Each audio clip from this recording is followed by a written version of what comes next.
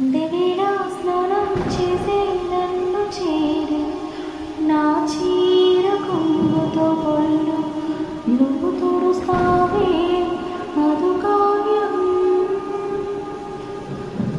దొంగమల్లి ప్రియ ప్రియ సడేలేక వెనకాల నుండి నన్ను హత్తుకుంటావే మధు కావ్యం.